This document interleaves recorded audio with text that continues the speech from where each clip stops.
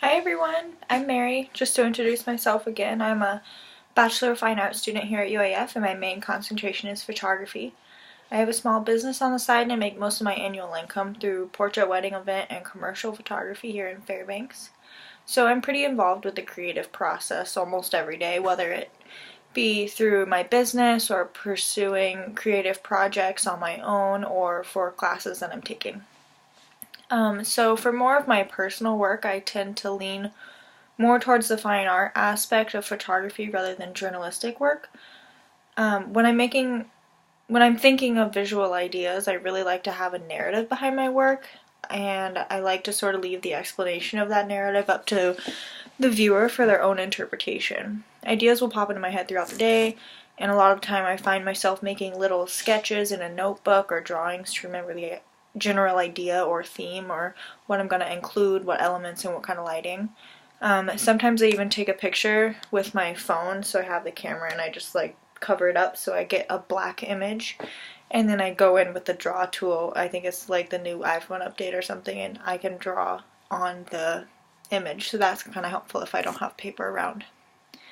Um, so I wouldn't necessarily say I do much planning, but whether I wait for an idea to kind of come to me and then I start thinking of ideas like what model I want to work with, what location I want to shoot at, what the lighting I want to be like, and any props or color schemes that I would want to include. For my client-based work, I find myself doing a very little preparation beforehand. That might sound bad, but other than picking the location for the shoot, I like to let my clients kind of run the show. I like for my images to kind of capture their essence and have it look a lot more real and natural rather than staging all these photos and having them look really fake.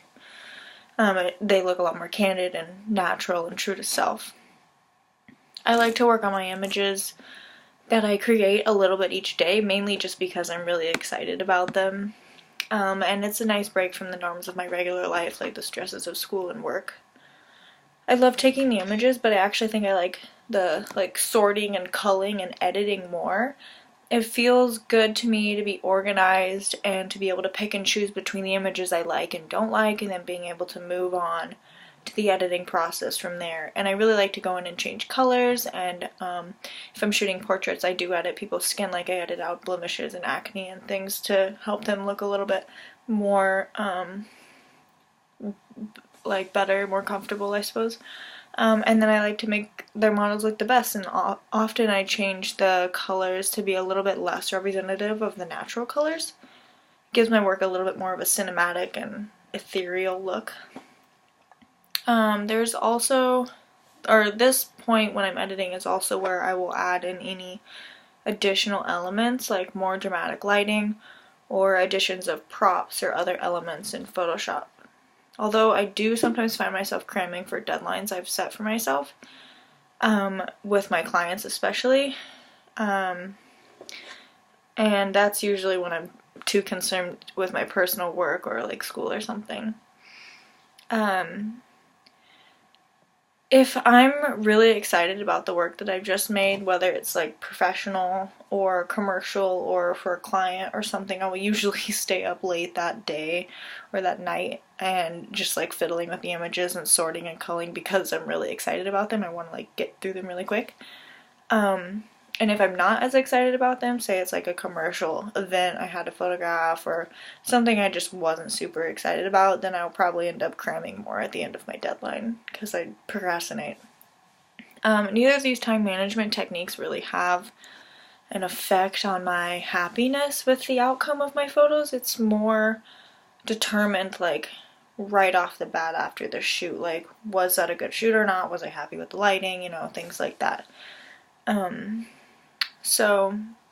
Yeah, whenever I run into any technical issues, it usually involves my editing process through Photoshop or Lightroom. If I get really stuck, I use YouTube as a main source of help. I watch tutorials in there, and there's pretty much tutorials for everything that I need to do in Photoshop. I tend to keep all my gear, such as my camera, my batteries, lenses, memory cards, and all that stuff like fairly up to date and new so that I avoid running into any of those technical difficulties while I'm shooting in the first place. So yeah, that's a little bit about my process.